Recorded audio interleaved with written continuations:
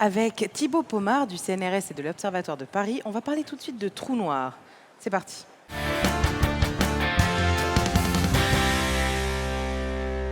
Alors, je vais essayer de vous présenter 2-3 petites choses sur les trous noirs, et en passant par 3 époques que je trouve importantes concernant les trous noirs. La première époque, c'est celle du XVIIIe siècle, et même un tout petit peu avant, puisque c'est en 1687 que Newton a présenté sa loi universelle de la gravitation. Et à partir de cette loi, il a notamment défini la notion de vitesse de libération que l'on voit à travers ce schéma qui est dû à Newton lui-même et publié en 1728 à titre posthume. Alors l'expérience de pensée de Newton, c'est on imagine qu'on met un canon au sommet d'une montagne. Et voilà, si je tire un boulet de canon à partir du sommet de la montagne avec une vitesse relativement modérée, mon boulet de canon va retomber assez près de la montagne. Si je tire mon boulet de canon avec un petit peu plus de force, il va aller plus loin avant de retomber. Je tire plus fort, le boulet de canon va plus loin. Et puis, arrivé à un certain moment, mon boulet de canon va tomber, simplement comme la Terre est finie, eh bien, le boulet de canon va en quelque sorte rater le bord de la Terre, se retrouver au-delà et continuer de tomber sur la Terre sans jamais la toucher. Le boulet de canon est satellisé. Alors, si maintenant je tire encore mon boulet de canon avec un petit peu plus de force, eh bien, il va s'éloigner de la Terre avant de revenir sur une orbite elliptique. Et puis il arrive un moment où si je tire avec suffisamment de force mon boulet de canon, eh bien, il est libéré, il ne retombe pas du tout. Et cela arrive quand on donne au boulet de canon une vitesse qui est ce qu'on appelle la vitesse de libération, qui est une certaine fonction du rapport entre la masse et le rayon de la planète Terre. Sachant que donc on a cette vitesse de libération qui dépend de la masse et du rayon de la planète ou de l'étoile que l'on considère, et sachant aussi qu'à l'époque, au XVIIIe siècle, on savait déjà que la vitesse de la lumière est finie, la lumière se propage à une vitesse finie, eh bien il y a plusieurs scientifiques, physiciens, penseurs qui se sont demandé qu'est-ce qui pourrait arriver si on arrivait à avoir dans l'espace un corps, une étoile, suffisamment petite et suffisamment massive à la fois pour que la vitesse de libération à sa surface soit plus grande que la vitesse de la lumière. Et le premier à avoir publié quelque chose à ce propos, c'était devant la Royal Society of London en 1783, et c'était le révérend Mitchell qui a considéré un corps qui ferait 500 fois le diamètre du Soleil, tout en faisant la même densité que le Soleil. Et il nous disait, eh bien, un tel corps, la lumière ne pourrait pas s'en échapper.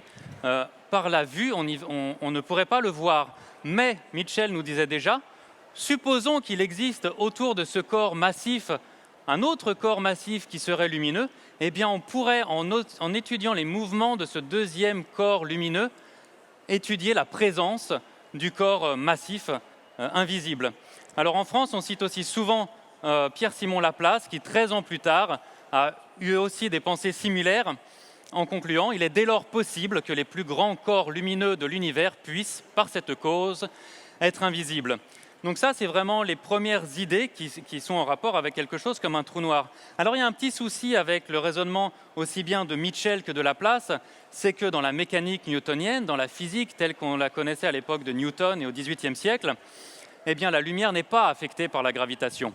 Donc il a fallu attendre une deuxième époque, c'est venu au XXe siècle, où grâce à Einstein et sa théorie de la relativité générale, on a enfin un cadre théorique dans lequel la lumière elle-même est affectée par la gravitation. Et en fait, suite aux travaux d'Einstein, mais pas seulement Einstein, Schwarzschild, Kerr, Hawking, Penrose, tout au long du XXe siècle, eh bien, on a retrouvé le même résultat, c'est-à-dire que quand il y a ce rapport entre la masse et le rayon, et c'est exactement le même rapport que ce qu'avait déjà trouvé le révérend Mitchell à l'époque, eh bien, dans ces cas-là, un tel corps piège la lumière. Quand un corps est suffisamment petit par rapport à sa masse, il va piéger la lumière, et c'est là qu'on parle de trou noir. Alors, est-ce qu'on peut voir un trou noir? La réponse, évidemment, c'est non. Et je vous demanderai, est-ce qu'on peut voir un trou dans le gruyère? Non, on ne voit pas le trou dans le gruyère.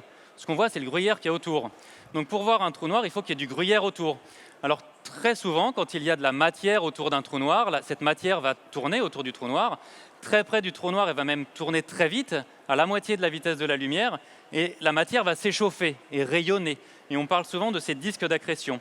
Alors sur cette vue d'artiste, on a un disque d'accrétion, mais dans un univers où la gravitation n'affecte pas la lumière, parce que l'image n'est pas déformée. Et en fait, c'est en 1979 que Jean-Pierre Luminet a créé, en dessinant à la main à l'encre de Chine, cette première image, cette première simulation d'un trou noir, où on voit donc le gruyère, c'est ce disque d'accrétion, mais l'image est déformée parce que les rayons, en s'approchant du trou noir, sont déviés. Et du coup, on a un effet de lentille gravitationnelle. L'arrière du disque a l'air d'être relevé parce que les rayons qui ont survolé le trou noir ont été un petit peu défléchis. Voilà. Alors, au cours du XXe siècle, on a eu beaucoup de travaux de ce type-là, des simulations.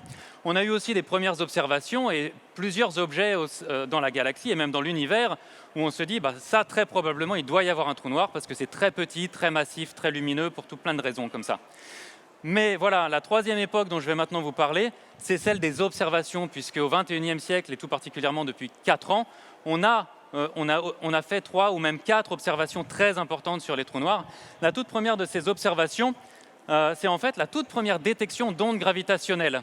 Alors c'est ce qui est représenté sur cette simulation, et ce qui a été observé pour de vrai en ondes gravitationnelles en 2015, c'est 2 trous noirs qui se tournent les uns autour des autres, et ils rayonnent en fait, en se tournant autour, ils déforment l'espace-temps, ça fait un rayonnement d'ondes gravitationnelles, ça fait perdre de l'énergie, et les 2 trous noirs finissent par n'en former plus qu'un.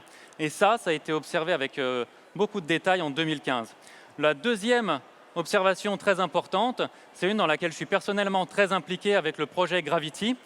On a installé au Chili, au VLT, Gravity, un interféromètre qui permet de récolter la lumière qui vient des 4 télescopes de 8 mètres de diamètre du VLT pour observer très en détail ce qui se passe au cœur de la Voie lactée. Alors, sur cette petite vidéo, on a d'abord des images, ce sont des vraies observations. Notre galaxie, c'est quoi? C'est la Voie lactée, on la voit de l'intérieur, ça fait la Voie lactée. Et cette Voie lactée, elle est rayée par cette bande sombre qui est due tout simplement au fait que dans la galaxie, il y a énormément de poussière et cette poussière absorbe toute la lumière visible. Il faut donc aller observer en lumière infrarouge parce que voilà, cette poussière, elle est transparente en infrarouge. Et en infrarouge, on voit des milliers d'étoiles.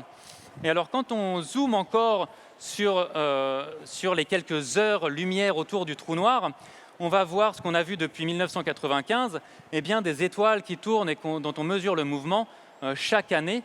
Et on a en particulier une étoile qui s'appelle S2, qui est tellement célèbre qu'elle a sa propre page sur Wikipédia. Et on l'a vu faire plus d'un tour complet. Et ce tour complet va être répété plusieurs fois à l'écran maintenant. Et on voit qu'au centre, au cœur de cela, il y a un petit point qui clignote. Le petit point qui clignote, c'est le gruyère autour du trou noir. C'est vraiment l'émission très très près. Et alors, en 2015, on a donc installé Gravity. Tout ça, ça a été fait avec un seul télescope. Maintenant, on passe à ce qu'on a fait avec Gravity avec 4 télescopes. Et on a vu cette étoile S2 tourner autour d'un point lumineux très très près du trou noir. On la voit vraiment bouger de jour en jour, cette étoile S2. Et on la voit à la fois bouger l'étoile, mais on voit aussi bouger un tout petit peu l'émission très près du trou noir. C'est ce qui est maintenant représenté sur cette simulation. Et ce qu'on a mesuré, c'est des mouvements de matière extrêmement près, juste à la surface du trou noir. Et une deuxième observation qu'on a faite avec Gravity, c'est donc que cette étoile S2, quand elle passe au plus près du trou noir, eh bien, son rayonnement, il est un petit peu plus rouge. Et voilà, c'est ce qu'on voit sur cette vue d'artiste, parce que quand la lumière doit s'échapper du potentiel gravitationnel du trou noir, eh bien, elle perd un petit peu d'énergie et ça la fait rougir tout simplement. Et la troisième et dernière observation toute récente, c'est une publication de 2019 que l'on doit à l'Event Horizon Telescope. L'Event Horizon Telescope, c'est un ensemble d'antennes radio qui sont tout à la surface du globe terrestre, ce qui nous fait comme un observatoire radio qui fait la même taille que la Terre, donc 12 000 km de diamètre. Et les astronomes de l'EHT, de l'Event Horizon Telescope, ont pointé cet ensemble d'antennes vers le centre de la galaxie M87, où l'on sait depuis longtemps qu'il y a très probablement un trou noir. Et ils ont au final réussi à produire la première image de ce qui est très probablement un trou noir. Et c'est la dernière image de cette petite vidéo où l'on va voir un peu de gruyère, donc un petit anneau de matière. Et le creux au centre, c'est ça, l'ombre du trou noir. Et c'est une image qui a été publiée cette année. Voilà. Je vous remercie. Merci Thibaut Pomard. C'est un sujet fascinant, hein, sur lequel on a beaucoup de questions à vous poser. D'abord, parce qu'on parle des trous noirs comme si on était certain comme ça qu'ils existaient. Les 2 dernières observations dont vous parlez, c'est-à-dire celles faites par Galaxy, vous faites partie Gravity, oui. de Gravity, pardon, vous travaillez dessus, et celle faite par l'équipe de l'EHT. Est-ce qu'on est certain qu'il s'agit de trous noirs? Alors, il y a la notion de doute scientifique et en fait, on n'est pas certain qu'il s'agisse de trous noirs. On a des très forts, ce sont des indices qui sont quand même extrêmement forts, mais il reste effectivement des alternatives aux trous noirs. Mais alors, les alternatives aux trous noirs, ça va être des objets qui sont encore plus mystérieux quelque part que le trou noir. Ah, Voilà. c'est ça, j'allais dire quelles sont les autres hypothèses, mais elles sont peut-être compliquées à expliquer. Alors elles sont compliquées, mais on peut imaginer une étoile un tout petit peu plus grande que ce rayon limite. Eh bien, en fait, à la surface, le rougissement gravitationnel va être tellement fort qu'on ne verrait pas cette étoile et que ça donnerait la même image. Mais une telle étoile, quelque part, c'est un modèle ad hoc. C'est pas quelque chose qu'on saurait former de façon très cohérente avec les modèles astrophysiques. D'accord. Ce qui montre toujours la part de doute qu'on peut avoir, hein, dans certains domaines de science. Il faut être quand même très prudent, même si on a beaucoup d'indices. Voilà, la preuve Ça, absolue qu'il y a un horizon des événements, on n'y est pas. D'accord. Le trou noir supposé observé par Gravity, il est dans notre galaxie, la Voie lactée. Oui, tout à fait, il est Au au centre. cœur, exactement, C'est au un cœur de la Voie lactée. supermassif. Oui, On peut imaginer sa masse 4 millions de fois la masse du Soleil. 4 millions de fois. Et sa taille, il ne faut pas confondre les deux. Eh bien, 15 Parce que- fois la taille du Soleil, 15 fois, seulement 15 fois. Seulement 15 fois. Il faut voir que ce sont effectivement des objets qui sont très très massifs, mais pas très grands finalement. C'est ça. Et alors l'autre, qui est dans la galaxie M87, M87, eh bien, il est à peu près 2 fois plus gros que celui Ouais, au centre de la Voie ouais. lactée. Voilà. 2 fois D'ac- plus gros en masse et en taille. Oui. d'accord. Un petit rappel quand même pour tout le monde, hein, sur ces objets très mystérieux. Comment se forment les trous noirs? Alors, on sait former des trous noirs de masse stellaire, et quand je dis on sait former, c'est-à-dire qu'on a des modèles théoriques. Dans la théorie de l'évolution d'une étoile, le scénario pour la fin de vie d'une étoile de plus de 10 masses solaires, c'est qu'elle va exploser, l'essentiel de sa masse va partir en supernova, mais il y a le cœur qui va être extrêmement compressé au moment de cette explosion et qui va former un trou noir. Voilà. C'est-à-dire qu'elle explose, elle brûle l'hydrogène, et puis d'un seul coup, c'est le phénomène de gravité qui s'exerce, et elle s'effondre complètement. Alors en fait, une étoile, c'est toujours un jeu d'équilibre entre le rayonnement qui tend à faire gonfler l'étoile et la gravitation qui tend à la faire s'effondrer. Et on parle effectivement d'hydrogène, mais sur la fin de la vie, ce n'est plus de l'hydrogène qui se consume, c'est des réactions nucléaires avec de l'oxygène, etc. Oui. Et quand on arrive à former du fer, le problème, c'est qu'il n'y a plus de rayonnement pour faire grossir encore l'étoile, et du coup le cœur s'effondre. Et quand le cœur s'effondre, c'est quand même quelque chose qui est extrêmement chaud, du coup ça va souffler les couches externes, et 90% de l'extérieur va être soufflé, mais la partie centrale, elle s'effondre, et elle s'effondre dans certains cas en trou noir. Quand une étoile est très massive, plus de 10 masses solaires, ça fait un trou noir qui du coup va faire une masse solaire. Mais les trous noirs de 4 millions de masses solaires, ça, on n'a pas de très bons modèles pour les expliquer. Par contre, on sait qu'ils existent parce qu'on a ces observations toutes récentes. Voilà. Alors, ce qui fait fonctionner complètement notre imaginaire, c'est que ces trous noirs, ce sont des super aspirateurs, en fait. Ils prennent tout ce qui tourne autour. Alors justement, j'aime pas trop l'image Alors. d'aspirateur. C'est plutôt comme le Soleil. Voilà, les planètes tournent autour du Soleil D'accord. en restant bien dans l'équilibre. Et l'étoile S2, elle va faire des dizaines de milliers de tours autour du trou noir central avant que quoi que ce soit se passe. Et elle va sans doute jamais se faire manger par le trou noir. Ah non. Et non, parce que voilà, elle garde son énergie.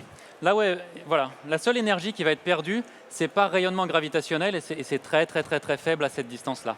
D'accord. Thibaut, on a une question dans le public. Effectivement, Fred, c'est un sujet qui fait réagir. Il y a beaucoup de monde autour de moi. Alors, je vous laisse poser la question. Vous appelez comment?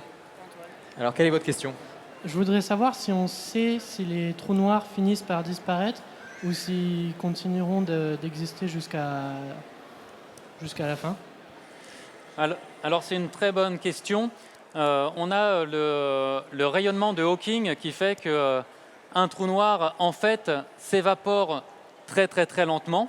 Un trou noir minuscule, microscopique, s'évapore assez vite, en fait. Mais un très gros trou noir met énormément de temps à s'évaporer. Ce qui fait qu'on a plusieurs scénarios pour la fin de l'univers. Hein, le trou noir qui est au centre de la Voie lactée, avant de s'évaporer, il va se passer des centaines de milliards d'années, c'est-à-dire plus longtemps que l'âge actuel de l'univers. Et en fait, on ne sait pas quelle fin aura l'univers. Alors, il y a une théorie selon laquelle, un modèle selon lequel l'univers va finir par se refroidir, les étoiles vont toutes finir dans des trous noirs, et quand il n'y aura plus que des trous noirs et que l'univers sera mort, il sera froid, il n'y aura plus que des trous noirs, eh bien ces trous noirs s'évaporeront très doucement sur des centaines ou des millions ou des milliards de milliards d'années. Ah, c'est un sujet qui fascine, hein. Vous allez rester avec nous avec le prochain invité parce que je vous garantis qu'on n'a pas fini d'explorer les mystères de l'univers. Jean, on a une autre question. Exactement. Alors, un petit peu de science-fiction, on va essayer de voir. Je vous laisse poser la question. Est-ce que les trous noirs ou les trous verts permettraient le voyage dans le temps? Ah, on rappelle, mais en fait, c'est une hypothèse qui avait même été évoquée par Einstein. C'est-à-dire qu'on a un trou noir qui absorbe les choses, et puis on a un trou blanc qui ressort de l'autre côté, et on a un tunnel. Alors en fait, ça c'est quelque chose qui est effectivement permis par la théorie, d'avoir des ponts entre plusieurs zones de l'univers et éventuellement à des dates différentes en passant par un trou noir pour émerger de l'autre côté par un trou blanc. On rentre par un trou noir, on sort par un trou blanc. Le truc... Il y a quoi entre les deux? Un trou de verre, ça s'appelle un trou de verre. C'est ça. Et le truc, c'est que, certes, c'est permis par les équations d'Einstein. Par contre, on ne sait pas du tout le former. On n'a aucune théorie pour le faire, aucun scénario qui ferait que dans la nature, ça arrive. Et par ailleurs, si on a déjà observé des trous noirs, et on a déjà observé un certain nombre de trous noirs, là on a des observations qui étaient majeures et très claires, mais il y a quand même des dizaines de trous noirs qui sont connus et qu'on observe. Oui. On n'a jamais observé quoi que ce soit dont on pense que c'est un trou blanc. Donc c'est théoriquement pas impossible. En pratique, je n'ai pas l'impression que ça existe. Voilà.